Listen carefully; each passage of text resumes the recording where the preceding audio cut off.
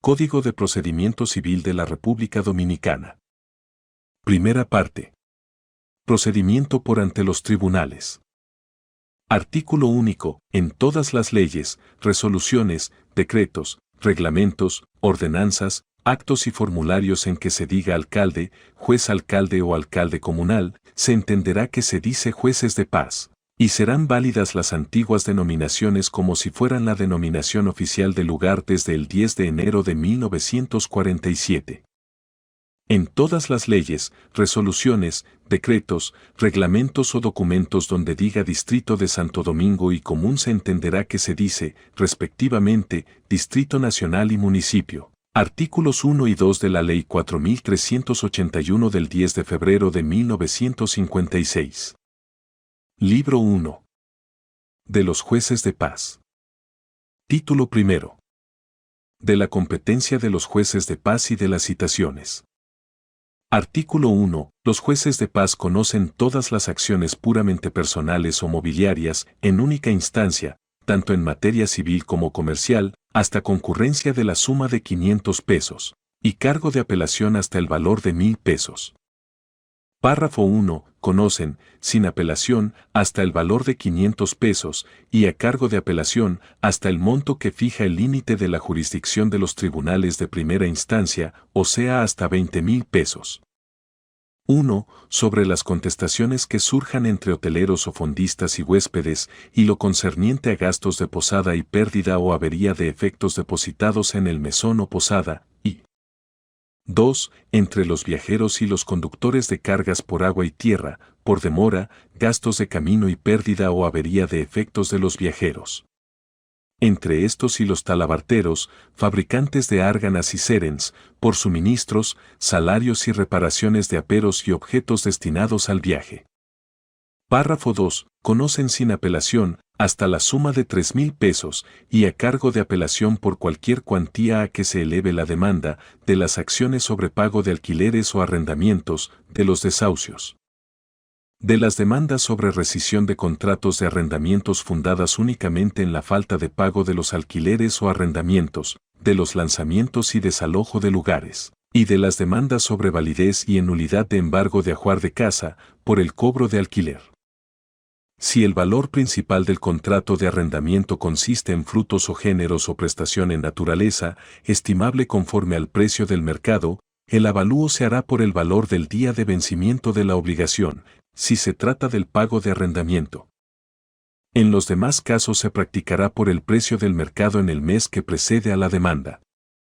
Si el precio principal del contrato de arrendamiento consistiere en prestaciones no estimables por el precio del mercado, o si se tratare de contratos de arrendamientos a colonos a parceros, el juez de paz determinará su competencia.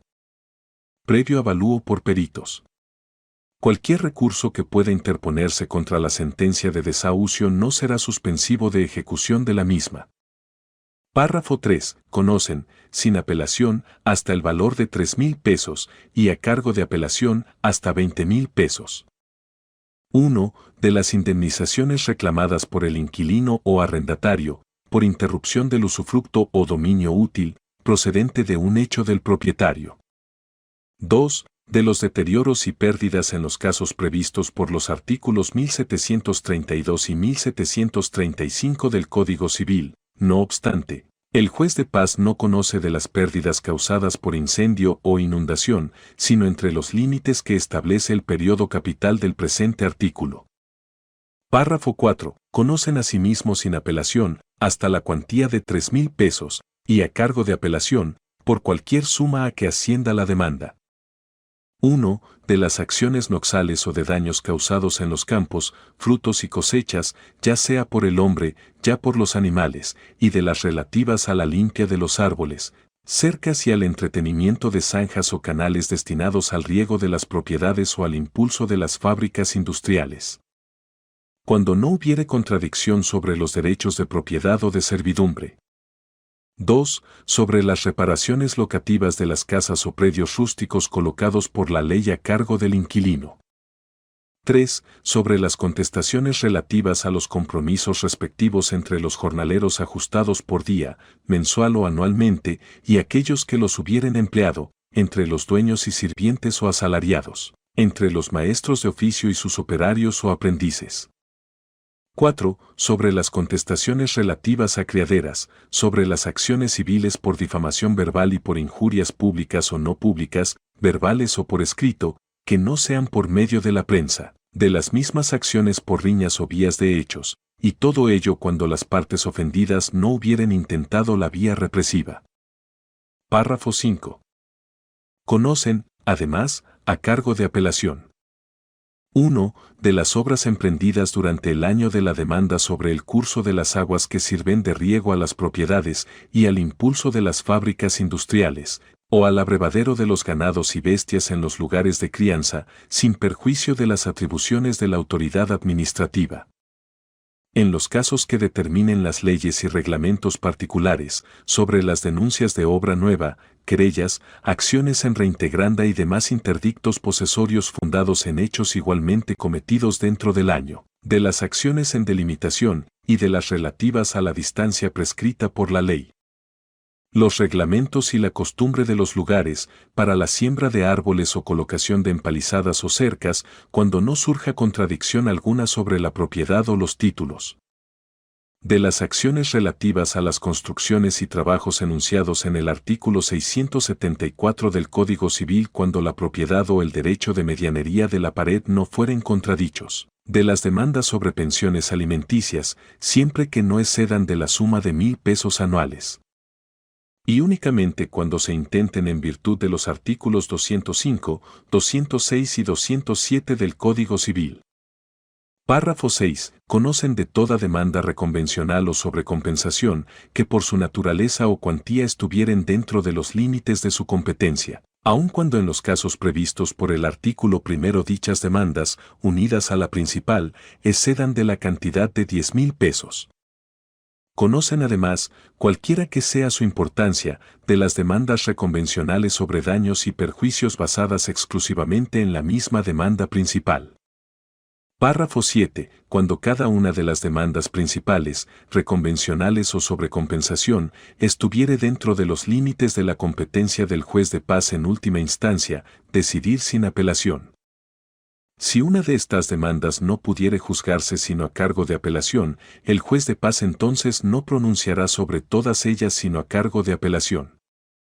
Si la demanda reconvencional o de compensación excediere los límites de la competencia del juez de paz, éste podrá dejar de pronunciar sobre lo principal, o bien mandar que las partes recurran por el todo ante el tribunal de primera instancia. Párrafo 8. Cuando la instancia en cada una misma parte contuviere diversas demandas, el juez de paz juzgará a cargo de apelación si el valor total excediere de 3,000 pesos oro, aunque algunas de las de demandas fueren inferior a dicha suma. El juez de paz será incompetente para conocer sobre el todo si las demandas reunidas excedieren el límite de su competencia. Párrafo 9. En los casos en que el embargo de ajuar de casas por el inquilinato no puede llevarse a efecto sino en virtud de permiso judicial, este será acordado por el juez de paz del lugar en que hubiere de efectuarse. Párrafo 10. Los jueces de paz conocen, asimismo, a cargo de apelación, de las demandas sobre mensuras, apeo y deslinde de tierra, en los términos que prescribe la ley sobre agrimensura en vigor. Párrafo 11. Conocerán también los juzgados de paz de todas aquellas acciones o demandas que les sean atribuidas por disposiciones especiales de la ley. Artículo 2. Las citaciones ante los jueces de paz contendrán la fecha del día, mes y año, los nombres, profesión y domicilio del demandante, nombres, morada, domicilio y calidad del alguacil, nombres y morada del demandado, enunciarán sumariamente el objeto de la demanda y los medios en que se funda, indicando el juez de paz que habrá de conocer de ella y el día y hora de la comparecencia. Párrafo. En materia puramente personal o mobiliaria, la citación se hará por ante el juez de paz del domicilio del demandado, y en caso de no tenerlo, para el juez de paz de su residencia. Artículo 3. La citación se hará por ante el juez de paz del lugar en que radique el objeto litigioso, siempre que se trate. Primero, de las acciones noxales, o sean los daños causados en los campos, frutos y cosechas. Segundo, mutación de límites, usurpación de terrenos, árboles, empalizadas, zanjas y demás cercas, siempre que se hayan cometido dentro del año de la demanda, así como también de las empresas que versaren sobre el curso de las aguas y de todas las demás acciones o interdictos posesorios, sirviéndoles de base la circunstancia de que se intenten dentro del año de la turbación.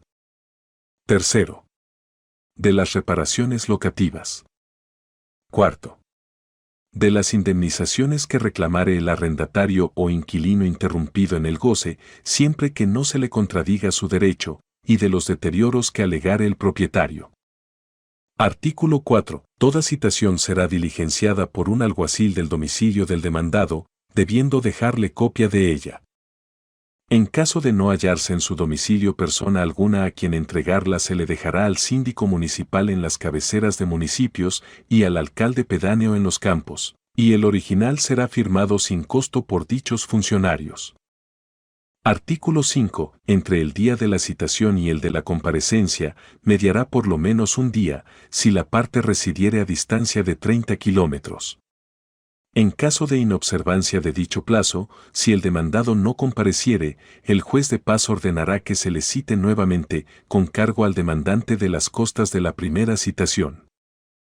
Artículo 6. Los jueces de paz pueden, en casos urgentes, con el objeto de abreviar los plazos, permitir la citación por medio de una cédula, y aún para el mismo día, a la hora que indique. Artículo 7. Las partes pueden presentarse siempre espontáneamente por ante un juez de paz, quien conocerá de sus diferencias, ya en último recurso, si las leyes o las partes la autorizan a ello, ya a cargo de apelación, aunque no sea su juez natural, ni en razón del domicilio del demandado ni del asiento de la causa litigiosa. Párrafo. Las partes que soliciten esa clase de juicios deberán firmar el acta en que prorroguen la jurisdicción del juez de paz, y en caso de no saber hacerlo, deberá consignarse así en el acto. Título segundo. De las audiencias del juez de paz y comparecencia de las partes. Artículo 8. Los jueces de paz tendrán audiencia todos los días, pudiendo juzgar hasta los domingos y días festivos, y a mañana y tarde, y aún celebrar audiencia en su casa morada, con tal de que sea a puertas abiertas. Artículo 9. Las partes comparecerán el día fijado por la citación, o aquel en que ellas hubieren convenido, bien personalmente, o por medio de apoderado, sin que de modo alguno pueda mediar notificación de defensa ni alegato escrito. Artículo 10. Las partes se explicarán ante el juez de paz con toda moderación, observando el comedimiento y respeto debido a la justicia. Si alguno contraviniere este precepto, el juez de paz le hará por primera vez una admonición, y en caso de reincidencia, podrá imponerle una multa que no exceda de 5 pesos, con fijación de la sentencia en el local del juzgado de paz. Artículo 11. En el caso de insulto o irreverencia grave contra el juez de paz, éste hará levantar acta sobre ello, condenando al culpable o los culpables a 3 días de prisión. Artículo 12. Las sentencias pronunciadas en los casos determinados por los artículos que anteceden serán provisionalmente ejecutorias. Artículo 13. Las partes o sus apoderados serán oídas contradictoriamente. Su causa se fallará enseguida, o en primera audiencia, exigiendo el juez de paz el depósito de piezas cada vez que lo estime necesario. Artículo 14. Cuando alguna de las partes manifestare su voluntad de inscribirse en falsedad, negare algún escrito o declare que no lo reconoce, el juez de paz le dará constancia de ello, rubricará el documento, y remitirá la causa por ante los jueces que deban conocer de ella. Artículo 15. En los casos en que hubiere ordenado un interlocutorio, la causa se fallará definitivamente dentro de 4 meses contados desde la fecha del interlocutorio, después de cuyo transcurso, la instancia quedará extinguida de derecho. Y la sentencia que se hubiere pronunciado sobre el fondo será apelable aún en las materias de que conoce el juez de paz en último recurso y anulada a requerimiento de la parte interesada. Cuando la instancia se extinguiere por culpa del juez de paz, serán a su cargo los daños y perjuicios. Artículo 16. La apelación de las sentencias pronunciadas por los jueces de paz no será admisible después de los 15 días contados desde su notificación a las personas domiciliadas en el mismo municipio. Por lo que respecta a las personas domiciliadas fuera del municipio, tienen para interponer su recurso, además de los 15 días, el término fijado por los artículos 73 y 1033 del presente Código. Artículo 17. La ejecución provisional y sin fianza de las sentencias se ordenará siempre que haya título auténtico, promesa reconocida o condenación anterior de que no haya apelado. En los demás casos, el juez de paz podrá ordenar la ejecución provisional de su sentencia sin fianza, no obstante apelación, siempre que se trate de pensiones alimenticias o que la suma no exceda de 70 pesos, y a cargo de prestar fianza, cuando excediere dicha suma. La fianza será recibida por el juez de paz. Párrafo. Cuando hubiere peligro en el retardo, podrá ordenarse la ejecución provisional, con fianza o sin ella, en la minuta del fallo, conforme a las distinciones contenidas en el presente artículo. Artículo 18. Será inadmisible la apelación de los fallos indebidamente calificados como pronunciados en primera instancia o que siendo por su naturaleza en último recurso, no lo expresaren así. Serán apelables los fallos calificados en último recurso si en ellos se estatuyese sobre cuestiones de competencia o sobre materias de que el juez de paz no pueda conocer sino en primera instancia. Con todo, si el juez de paz se hubiere declarado competente, la alzada no podrá interponerse sino después del fallo definitivo. Párrafo. El secretario extenderá en la hoja de audiencia la minuta de toda sentencia, firmándolas al pie el juez de paz actuante y el dicho secretario. Título tercero. De las sentencias en defecto y de las oposiciones a ellas. Artículo 19. Modificado por la Ley 845 del 15 de julio de 1978. Si el día indicado por la citación, el demandado no comparece, se fallará al fondo por sentencia reputada contradictoria cuando la decisión requerida por el demandante sea susceptible de apelación o cuando la citación haya sido notificada a la persona del demandado o de su representante. Artículo 20. La oposición será admisible contra la sentencia en último recurso dictada por defecto si el demandado no ha sido citado a persona o si justifica que se ha encontrado en la imposibilidad de comparecer o de hacerse representar. Ella deberá ser interpuesta en los 15 días de la notificación de la sentencia hecha por el alguacil comisionado por el juez. La oposición contendrá sumariamente los medios de la parte y citación al próximo día de audiencia, observando sin embargo los plazos prescritos para la citación, indicará el día y la hora de la comparecencia, y será notificada como se dice arriba. Se hará aplicación del artículo 156 a las sentencias por defectos, así como a las sentencias reputadas contradictorias en virtud de los artículos 19 y 20. Sin embargo, la notificación hará mención de los plazos de oposición o de apelación propios al juzgado de paz. Artículo 21. Si el demandante no se presenta, el juez descargará al demandado de la demanda, por una sentencia que será reputada contradictoria.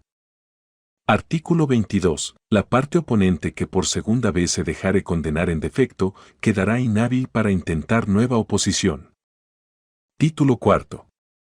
De las sentencias sobre acciones e interdictos posesorios. Artículo 23. Las acciones o interdictos posesorios no se admitirán sino en tanto que hayan sido iniciadas dentro del año de la turbación, por aquellos que un año antes, a lo menos, se hallaban en pacífica posesión del objeto litigioso por sí o por sus causantes y a título no precario. Artículo 24. Cuando la posesión o la turbación fuere contradichas, el informativo que para su averiguación se ordene no podrá tener por objeto el fondo del derecho. Artículo 25. Jamás se podrá involucrar lo posesorio con lo petitorio. Artículo 26. El demandante en lo petitorio no podrá ejercer acción ulterior sobre lo posesorio. Artículo 27. El demandante en materia posesoria no podrá intentar la acción petitoria sino después que la instancia sobre lo posesorio haya terminado completamente. En caso de haber sucumbido no podrá intentar la acción petitoria sino después de haber satisfecho plenamente todas las condenaciones.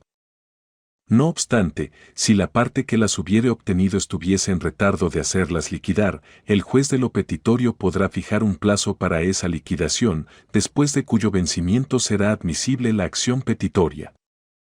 Título quinto. De las sentencias que no son definitivas y de su ejecución. Artículo 28. No se librará copia de sentencia que no sea definitiva cuando se diere contradictoriamente contra partes presentes. En aquellos casos en que la sentencia ordenare una operación a que deban concurrir las partes, fijará el lugar, día y hora y su simple pronunciamiento hará veces de citación. Artículo 29. Si la sentencia ordenare juicio pericial, el juez de paz librará a la parte diligente cédula de citación para llamar los expertos o peritos, con designación de lugar, día y hora, con inserción del hecho, motivos y dispositivo de la sentencia referente a la operación decretada. Cuando la sentencia decrete un informativo, la cédula de citación mencionará la fecha de la sentencia y fijará el lugar, el día y la hora en que deba realizarse. Artículo 30. Siempre que el juez de paz se traslade al lugar litigioso, ya para visitarlo, ya para oír testigos, se hará acompañar del secretario, el cual llevará consigo la minuta de la sentencia preparatoria. Artículo 31. No se admitirá recurso de apelación de la sentencia sino después de pronunciada la sentencia definitiva y juntamente con la apelación de esta sentencia. Pero la ejecución de las sentencias preparatorias en nada perjudicará los derechos de las partes en cuanto a la apelación, sin que de modo alguno tengan que hacer preventivamente protestas ni reservas. Por lo que hace a las sentencias interlocutorias, es admisible el recurso de apelación antes de la sentencia definitiva y en este caso se librará copia de la sentencia interlocutoria. Título sexto. Die al requerimiento a los garantes.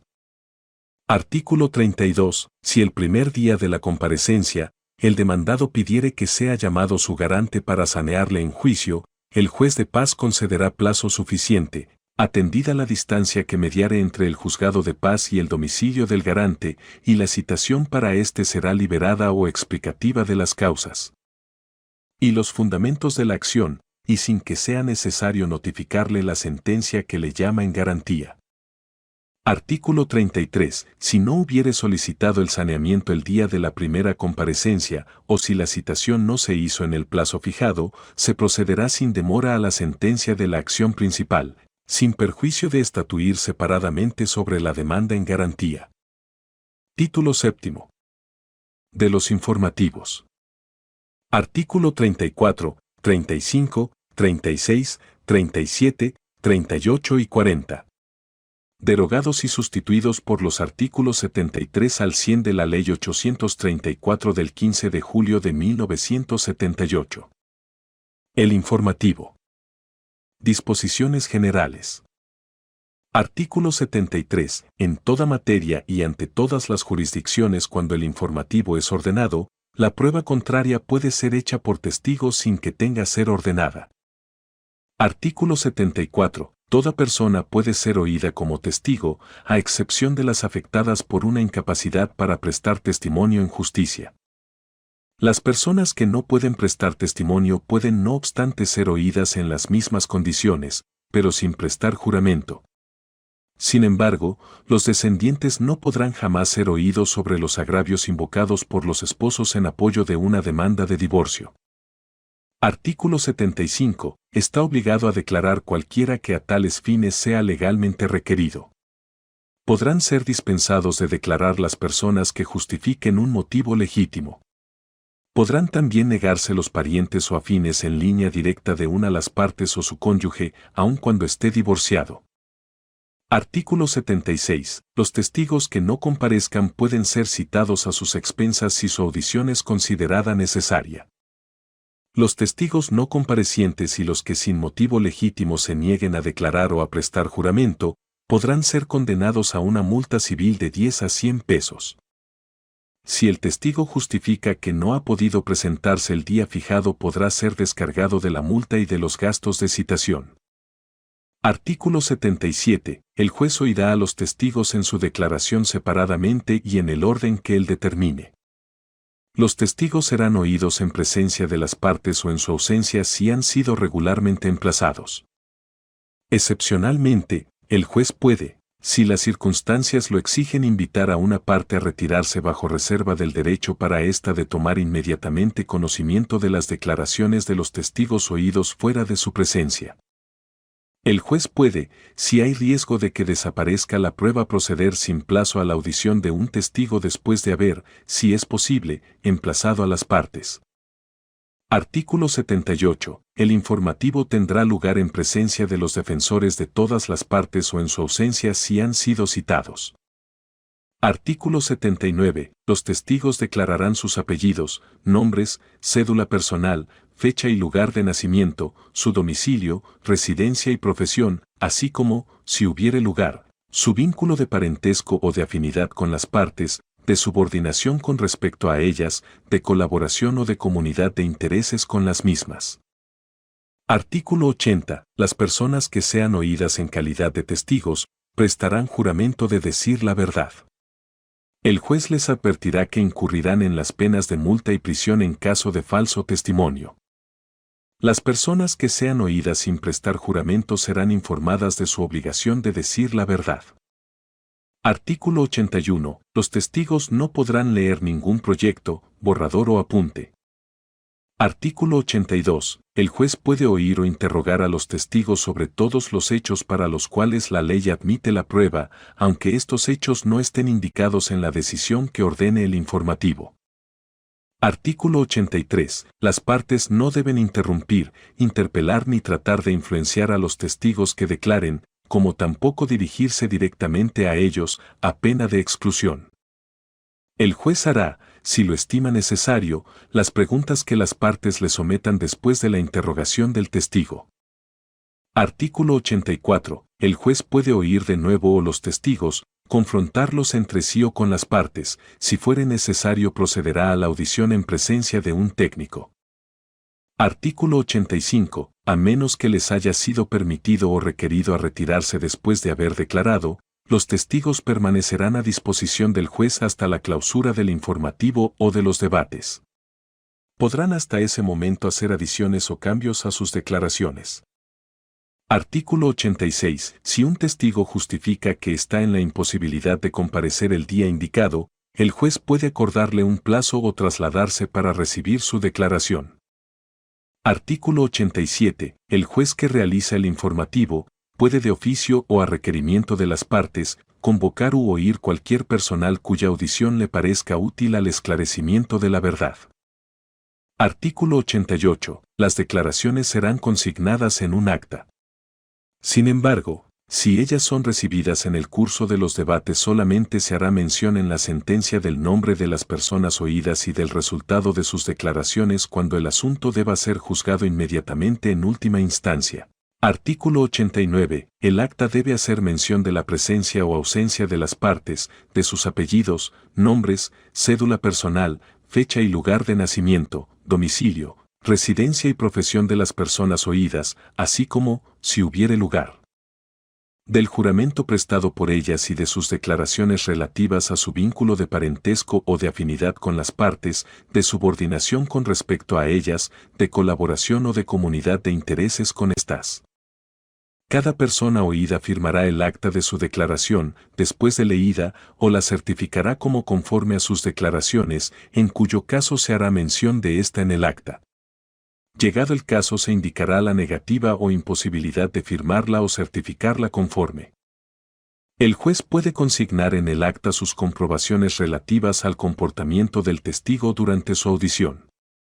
Las observaciones de las partes serán consignadas en el acta o serán anexadas a la misma cuando sean escritas. Los documentos aportados al informativo serán igualmente anexados. El acta será fechada y firmada por el juez y si hay lugar por el secretario. Artículo 90. El juez autorizará al testigo que lo requiera a recibir las indemnizaciones a las cuales pueda pretender por concepto de los gastos en que haya incurrido. El informativo ordinario. 1. Determinación de los hechos a probar. Artículo 91. La parte que solicita un informativo debe precisar los hechos de los cuales ella pretende aportar la prueba. Corresponde al juez que ordena el informativo determinar los hechos pertinentes a probar. 2. Designación de los testigos. Artículo 92. Incumbe a la parte que solicita un informativo indicar los apellidos, nombres, domicilio y residencia de las personas de las cuales se solicita la audición. Igual obligación incumbe a los adversarios que solicitan la audición de testigos sobre los hechos de los cuales la parte pretende aportar la prueba. La decisión que ordena el informativo enunciar a los apellidos, nombres, domicilio y residencia de las personas a oír.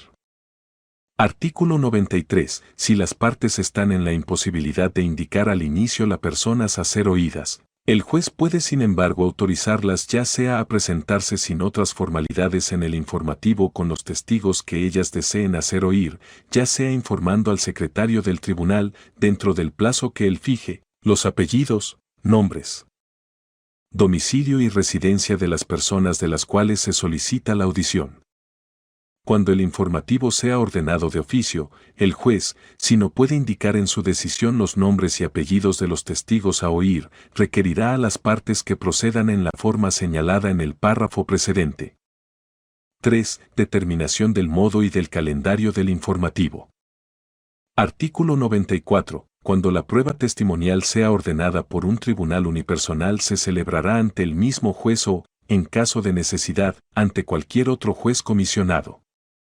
Si es ordenado por una corte de apelación, el informativo se efectuará ante la misma corte o ante uno de sus miembros que sea comisionado o ante cualquier otro juez comisionado.